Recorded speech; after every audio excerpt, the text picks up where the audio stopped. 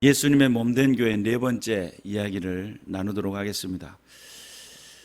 예수님께서 이 땅에 오셔가지고 사역을 계속 꾸준히 하시면서 수없는 많은 기적과 이적을 나타내시죠. 그리고 예수님이 십자가에서 죽으신 다음에 부활 승천하시죠. 어쩌면 예수님의 모든 사건은 하나의 픽션이 될 수밖에 없는 그런 상황입니다. 픽션이라고 하는 건 소설이나 허구를 말하는 건데, 상상 속의 인물이 될 수 있는 또는 신화 속의 인물이 될 수밖에 없는 그런 상태, 예수님께서 이 땅에 오셔가지고 사역을 하셨던 그 모든 것들이 하나의 상상 속에 그런 일들도 있었어 라고 이야기할 수밖에 없는 일들로 전락될 수밖에 없었는데, 그런데 오늘 여러분에게 소개되어지는 이분을 통해서 하나님의 역사 또는 예수 그리스도의 십자가의 사건, 또한 부활 승천하신 그 모든 것들이 하나의 힘을 받게 되고 능력이 되며 교회가 힘을 발휘하고 하고 하나님의 나라가 능력을 발휘하고 실제가 되게 만드시는 그분 누굴까요? 성령님이에요. 믿으시길 바랍니다. 그래서 성령 하나님의 역사하심을 통해 가지고 예수 그리스도의 말씀을 증명하고 또 증거하실 텐데, 요한복음 15장 26절을 보니까 내가 아버지께로부터 너희에게 보낼 보혜사 곧 아버지께로부터 나오시는 진리의 성령이 오실 때에 그가 나를 증언하실 것이요. 다시 말해 예수 그리스도의 사건이 제자들의 입술과 입술을 통해서 구전되어지고 계속 전달되어질 때에 성령의 역사가 없었다면 이것이 완벽하게 재구성되어지고 완벽하게 우리들의 삶의 현장 속에 그 예수 그리스도의 십자가 사건이 내게 힘이 되고 능력이 될 수 있는 것들을 방해하는 일들이 많아졌을 겁니다. 그런데 성령께서 이 땅에 오셔가지고 성령의 사역을 통해 가지고 예수 그리스도를 증언하시는 일, 그 모든 일들을 하셨다는 사실을 믿으시길 바랍니다. 또한 요한복음 14장 16절에 보니까 내가 아버지께 구하겠으니 그가 또 다른 보혜사를 너에게 주사 영원토록 너희와 함께 있게 하리니 그랬어요. 예수님의 이름이 다른 표현으로는 임마누엘이라고 그렇게 표현했죠. 마태복음 1장에 보면 임마누엘이라 하리라 이랬어요. 임마누엘의 뜻이 뭐예요? 하나님이 우리와 함께 하시다, 뭐 이런 뜻이죠. 그런데 하나님께서 우리와 함께 하시는 그 사건들을 예수 그리스도의 사역을 통해서 시작이 됩니다. 그리고 그 예수 그리스도의 모든 사역의 현장 속에 역사되어지는 그 모든 현장 속에 성령 하나님의 임재를 통해 가지고 영원토록 너희와 함께 있게 하겠다. 누구를요? 보혜사를. 보혜사가 누구예요? 성령이시죠. 성령께서 함께 하심으로 인해 가지고 임마누엘의 약속을 지키십니다. 그래서 예수 그리스도의 모든 사건, 예수 그리스도가 이 땅에 오셔가지고 행하셨던 그 모든 일들을 증명하고 확증하고 믿게 만들고 예수를 주라 고백하게 만드는 그분이 누구예요? 성령 하나님. 그래서 교회가 교회로서 든든히 세워지고 교회가 힘을 발휘할 수 있는 비결이 뭐냐면 성령 하나님의 내주하심입니다.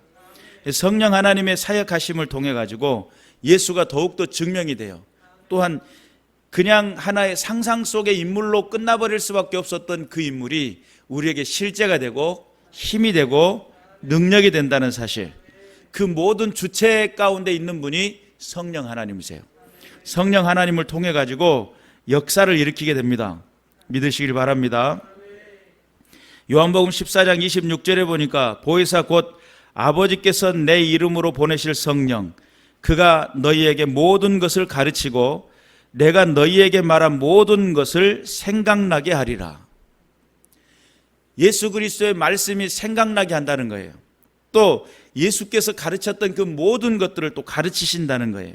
그래서 보혜사는 우리에게 오셔가지고 우리의 모든 삶에 예수 그리스도의 말씀에 부합한 삶을 살아갈 수 있도록, 예수께서 원하시는 그 은혜의 삶을 살아갈 수 있도록 성령은 우리를 이끄신다는 사실을 믿으시기를 주님의 이름으로 축원합니다. 그래서 성령의 사역은 예수 그리스도를 확증하는 삶, 또 예수 그리스도가 가르치셨던 그 모든 말씀이 생각나게 하시는 삶, 그것이 성령의 사역이고 그것이 우리에게 다가오시는 성령의 능력이라는 사실을 믿으시기를 주님의 이름으로 축원합니다. 그래서 단순히 예수 그리스도가 십자가에서 죽으셔서 모든 죄를 사했다라고 하는 죄사함, 또 사망 권세를 깨뜨리고 부활하셨다, 부활하심, 다시 살아나셨다, 부활하심, 그리고 부활 승천하신 그 모든 것들이 어떻게 사람의 몸으로 그럴 수 있느냐라고 의구심을 품을 수 있고, 또한 하나의 그냥 지어낸 이야기겠거니 이렇게 표현할 수 있었던 일들을 성령의 임재하심을 통해 가지고 그것을 확증해 버립니다. 성령은 강력한 능력이죠. 그래서 성령을 로마서 8장 9절에 보니까 그리스도의 영이라고 그렇게 표현합니다. 예수의 영이라고 그렇게도 표현하고, 또한 하나님의 영이라고도 표현합니다. 그래서 삼위일체라고 하는 성부, 성자, 성령, 이것에 대해서 성령도 하나님이신 것을 강조하는 그런 부분이라고 표현할 수 있겠죠. 그리고 또 에베소서 1장 17절에 보니까 지혜와 계시의 영이다 이렇게 표현합니다. 성령은 어떤 영이신가 라고 했더니 지혜와 계시의 영이다. 지혜는 말 그대로 성령께서 오시면 이 세대를 이길 수 있고 이 세대 가운데 하나님의 복음을 증명할 수 있으며 나타낼 수 있는 지혜로움을 주십니다. 또 뿐만 아니라 계시의 영이라는 거예요. 사람 속에 있는 영이 사람의 깊은 것을 아는 것처럼 성령은 하나님의 깊은 것까지라도 통달하시느니라, 이런 말씀이 있어요. 그래서 성령의 역사는 하나님의 깊은 것까지라도 통달하시고 우리에게 알려주시는 그런 분이시다. 성령께서 우리에게 다가오셔가지고 우리의 모든 삶 가운데 하나님 앞에서 온전한 믿음을 가지고 살아갈 수 있도록 축복해 주시는 것이라고 표현할 수 있겠죠. 또한 로마서 1장 4절에 보니까 그는 성결의 영이다. 우리를 깨끗게 하시는 영이죠. 성령은 우리를 새롭게 만들고 깨끗하게 하십니다. 그래서 성결케 하시고 성결한 삶을 살아갈 수 있도록 우리를 이끌어 가신다는 사실을 믿으시길 바랍니다. 그래서 성령의 역사는 말 그대로 깨끗게 하시는 성결의 영이다 라고 할 수 있겠죠. 예수 그리스도의 몸된 교회와 성령은 어떤 관계가 있을까라고 했을 때 계시록 2장 7절에 보니까 귀 있는 자는 성령이 교회들에게 하시는 말씀을 들을지어다 이래요. 이기는 그에게는 내가 하나님의 낙원에 있는 생명나무에 열매를 주어 먹게 하리라. 그러면 귀 있는 자는 성령이 뭘 하신다고요? 교회들에게 하시는 말씀을 어떻게 한다고요? 듣게 된다고요. 성령께서는 교회를 향해서 하시는 메시지를 전달하십니다. 성령의 내주하심을 통해 가지고 예수가 주라고 고백을 하죠. 성령의 내주하심을 통해 가지고 내가 하나님의 자녀된 것을 고백하게 만들어요. 그리고 하나님 안에서 중생이라는 것을 경험하게 만들죠. 성령의 내주하심을 통해 가지고 하나님 나라를 확증하게 만들어요. 성령의 내주하심을 통해 가지고 하나님의 교회 안에서 평안에 매는 줄로 더욱더 하나가 되게 하시는 것을 힘써 지키라고 하는 에베소서 4장 3절의 말씀처럼 하나님의 교회가 더욱더 든든해질 수 있는 비결이 뭐냐? 성령 하나님의 내주하심이에요. 믿으시기를 주님의 이름으로 축원합니다. 그래서 성령은 교회들을 향해서 끊임없이 말씀을 하셔요. 하늘의 보화 또는 하나님의 메시지, 우리를 향한 계획하고 섭리하시는 그 뜻을 우리에게 알려주셔요. 성령을 떠나서는 우리가 살 수가 없습니다. 예수님이 그런 이야기를 했어요. 성령에 대해서 회방하는 죄, 성령에 대해서 온전히 따르지 않고 그 성령의 일들을 해방하거나 거역하는 그 모든 것들은 용서받을 수가 없어요. 예수 그리스도는 우리에게 상한 때를 꺾지 아니하시고 꺼져가는 심지를 끄지 않으시죠. 용서와 긍휼이 있어요. 성령 하나님의 모든 사역을 거스리는 것은 결국은 하나님의 뜻을 거스리는 것이고 성령은 강력하십니다. 성령의 사역은 다시 말해 하나님을 만으로 여기거나 하나님의 뜻을 거스리는 그런 행동을 하는 그런 것들을 용납하지 않으실 수 있어요. 우리가 그런 부분들을 잘 이해해야 됩니다. 또 우리의 모든 삶을 지적하시기도 하고 깨닫게 하시고 돌이키게 만드는 성령의 사역을 회방하는 것은 용서받을 수가 없습니다. 믿으시길 바랍니다. 성령은 예수 그리스도의 몸된 교회가 어떻게 세워져 나갈 것인지, 성령은 하나의 힘이 되시고 능력이 되시며, 또한 성령의 임재를 통해 가지고 평안이 찾아오고 성령이 하나가 되게 하기 위해서 우리의 마음을 하나로 묶어주셔요. 예수 그리스도가 우리에게 명령하신 사랑으로 묶어주시고, 또한 하늘의 평강으로 우리에게 묶어주시고, 하나님의 말씀으로 묶어주셔요. 이것이 주 예수 그리스도의 복음 안에서 이루어질 수 있도록. 그래서 이 땅에 예수 그리스도 이후에 교회 시대라고도 표현하지만 성령 시대라고도 표현을 해요. 성령의 내주하심은 하나님의 교회를 강하게 하고 든든히 세워나가며 주의 뜻을 드러낼 수 있는 교회, 그런 교회들이 되게 하신다는 사실을 믿으시기를 주님의 이름으로 축원합니다. 그래서 많은 세상 사람들은 예수 그리스도에 대해서, 아니 그 저쪽 남의 나라에 있는 사람에 대해서 우리가 꼭 알아야 되냐고 이렇게 하던 사람이 성령의 내주하심을 딱 임재하는 순간 어떤 결과를 가져오게 되냐면, 그분이 우리의 주인이셨구나, 이런 고백을 가져오게 돼요. 다르게 생각했던 그 모든 것들, 그리고 또한 성경을 이해하게 되면 저 다른 나라로 생각했던 거기도 하나님이 지으신 백성들이고, 또 여기도 하나님이 지으신 백성들이고, 다시 말해서 하나의 아담으로부터 출발해가지고 모든 세계가 한 민족이라는 사실. 지금은 이제 막 각각 민족 또 열방 다 흩어져 가지고 나라가 다르고 막 이렇게 생각들 하잖아요. 그러나 하나님 안에서 하나님 보시기에는 다 똑같아요. 그리고 그런 것들이 하나님을 그 세대에 당시 아브라함이 부를 때까지만 하더라도 같은 하나님을 다 알았다라고 볼 수 있어요. 그런데 그들이 점점 하나님을 잃어가고 유사한 하나님을 만들기 시작해요.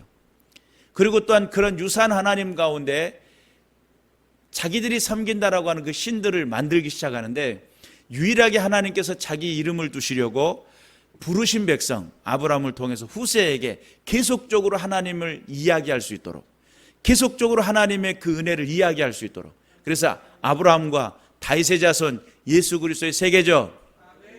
우리가 분명히 깨달아야 될 것은 하나님께서는 하나님의 이야기를 할 수 있는 백성들을 부르고 계셔요. 하나님이 이 세대를 만드시고 이 세대를 구원하시기로 작정하셨으며, 그 모든 것들을 하나님께서 영광받기로 작정하신 일들을 이야기하고 나눌 수 있는 사람. 그런데 그 나눌 수 있는 사람을 부르시는데 그냥 부르셔서 사용하시는 게 아니고 성령의 내주하심을 통해, 성령의 능력을 더해 주시고 성령의 역사하심을 통해, 그의 입술을 통해 뭘 고백하게 한다고요? 하나님은 살아계신다, 지금도 역사하신다, 이 세대 가운데 그분 주인이시다, 창조주이시다 라고 하는 것들을 고백할 수 있도록. 그래서 그것을 고백할 수 있도록 해야 되는데, 사람들도 상당히 영특하죠. 어지간해서 안 넘어가잖아요. 사람들도 상당히 자기가 속지 않으려고 애를 씁니다. 성령님을 딱 맞닥뜨리고 나면 천부의 의지 없어 손 들고 옵니다, 이렇게 고백을 해요. 사람들이 아무리 강한 심령을 가졌어도 성령님을 만나면 성령님 안에서 나는 죄인입니다라는 고백을 하게 되고, 자기 자신의 모든 것을 다 내려놓고 창조주이신 하나님을 배웠게 되고, 또한 나를 죄에서 대속해 주신 예수 그리스도의 그 십자가 사건이 믿어지며 영원한 하나님을 향한, 그 나라를 향한 상속자가 되기 위해 믿음의 도전을 할 수 있는. 그래서 성령이 너에게 임하시면 너희가 권능을 받고 예루살렘과 온 유대와 사마리아와 땅끝까지 이르러 내 증인이 되리라. 할렐루야죠. 사도행전 1장 8절에 그렇게 이야기하죠. 그래서 우리가 하나님의 말씀 앞에 성령의 내주는 예수 그리스도의 몸된 교회를 더욱더 강하게 하고 힘있게 만들 뿐만 아니라 하나님 안에서 살 소망과 능력을 더해 주시고, 또한 오늘 또 우리가 알아야 될 것은 고린도전서 12장에 보면 9가지의 은사에 대해서 이야기하죠. 성령을 통해서 우리에게 은사를 더하십니다. 이 은사는 각 성도들에게 힘을 발휘하고 믿음의 성도들로서 믿음을 지켜나가고 세대 속에 하나님의 나라를 증명하며 나타낼 수 있는 힘과 능력을 주셔요. 또한 성령의 은사를 받은 사람들은 그 은사의 활용을 통해 가지고 점점 하나의 열매를 맺혀가게 되는데, 갈라디아서 5장에 나타나는 것처럼 9가지의 성령의 열매를 맺게 만들어요. 그러니까 성령의 은사를 가졌다라고 하는 사람들의 모든 삶의 현장 속에는 무엇을 향해 나가게 돼 있어요? 열매를 향해 나가게 돼 있어요. 우리 삶의 현장 속에서 하나님의 은사, 성령의 은사는 내 삶의 열매가 되게 만들어요. 이 땅의 모든 법칙이 그래요. 나무가 존재하는 것은 열매를 맺혀서 또 다른 세대를 만들어가는 것이 나무의 존재죠. 그래서 그것이 전부인 것처럼 최선을 다해서 자라고, 최선을 다해서 열매를 맺고, 최선을 다해서 씨앗을 땅에 뿌려가지고 또 자라고, 이것이 순환적인 반복처럼 보여져요. 우리에게도 마찬가지입니다. 하나님께서 우리에게 복음을 주시고 힘을 주시고 능력을 주시고 성령을 주셨을 때는 성령 또한 우리에게 열매를 맺게 하기 위해서, 그래서 하나님의 교회가 힘을 발휘하고 하나님 앞에 섰을 그날에 하나님 앞에 드릴 많은 그 열매를 맺게끔 만드는 힘. 교회가 존재하는데 열매가 없는 교회, 문제가 있죠. 교회가 존재하는데 성령의 은사가 없는 교회, 문제가 있잖아요. 성령의 내주하심을 통해 그들 안에서의 중생이 일어나고, 성령의 내주하심을 통해 그들 안에서 힘을 발휘하며 하늘나라의 상속자로서 능력이 있도록. 할렐루야죠. 성령은 우리에게 힘이 되시고 능력이 되시는데, 하나님 앞에 깨어 있어서 주께서 원하시고 기뻐하시는 그 일들을 감당할 수 있도록 우리에게 힘을 주시고 능력을 주신다는 사실을 믿으시기를 주님의 이름으로 축원합니다. 우리 모두가 예수 그리스도의 몸된 교회로서 힘을 발휘하고, 교회가 힘을 발휘하고 세상 속에 하나님의 살아계심을 나타내고 증명하는 그 길에서는 반드시 누가 필요해요? 성령 하나님의 임재가 필요해요. 그래서 우리가 하나님 앞에 늘 깨어서 기도해야 될 것은, 성령님 도와주세요. 지금 당장 아주 좋은 제안을 받았어요. 예를 들어서 정말 이런 제안이 또 어디 있을까라고 생각할 정도로 너무 좋은 제안이에요. 그런데 우리는 생각해 볼 필요가 있습니다. 이 제안을 통해 가지고 내가 더 삶에 윤택해지고 유익해질 수는 있겠지만, 이것이 하나님이 나에게 허락하신 뜻이냐라고 하는 그 질문을 할 줄 아는 것이 믿음이에요. 그래서 아무리 세상에 좋은 제안을 했다 하더라도, 하나님 이 일을 통해서 하나님 하시기를 원하시는 겁니까? 이것을 통해서 하나님 영광받기로 작정하신 일입니까? 라고 하는 질문을 할 줄 알아야 되고, 하나님께서 원하시는 뜻인지를 분별했을 때는 전심전력해야 되겠죠. 그러나 아무리 좋은 제안처럼 보인다 하더라도 하나님께서 허락지 않으면, 여러분 그것이 천금이 무슨 소용이 있으며 만금이 무슨 소용이 있고, 우리들의 삶에 그렇게 좋은 제안이 내 인생 속에 뭐가 큰 제안이겠냐 이 말이에요. 우리의 삶의 현장 속에 주께서 원하시고 기뻐하시는 일들을 감당하기 위해서 먼저는 성령님의 인도하심을 구할 줄 아는, 할렐루야죠. 하나님 이 일들을 주께서 원하시는 것입니까? 이것을 하나님께서 하시기를 원하시는 뜻입니까? 이것을 통해서 영광받기로 작정하신 일입니까?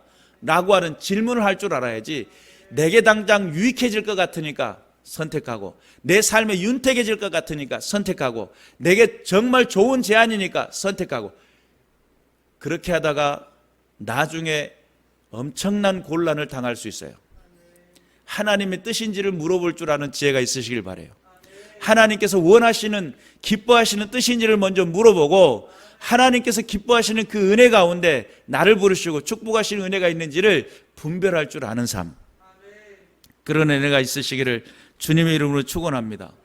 많은 사람들이 유익을 쫓아, 내 마음의 만족을 쫓아, 내게 허락되어진 그 모든 것에 풍성함을 쫓아 그렇게 달려갑니다. 그런데 세상 사람들도 그와 다르지 않습니다. 세상 사람들도 여전히 자기 유익을 쫓아, 자기의 풍성함을 쫓아, 자기의 편안함을 쫓아 달려갑니다. 믿음의 성도가 달라야 될 이유는 어디에 있을까요?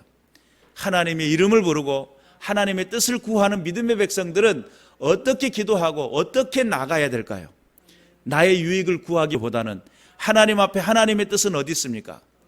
나의 유익을 먼저 앞장 세워서 내게 더 유익하니까 라고 이야기하기 이전에 하나님께서 이 사실을 원하시는 겁니까? 이 사건을 통해서 영광 받기로 작정하신 일입니까? 라고 물어볼 줄 아는 지혜. 여러분, 이게 그러면 어려울 것 같잖아요. 성령은 신속하게 대답하십니다. 여러분의 삶의 현장 속에 성령을 의지해서 행동하는 연습이 시작되잖아요.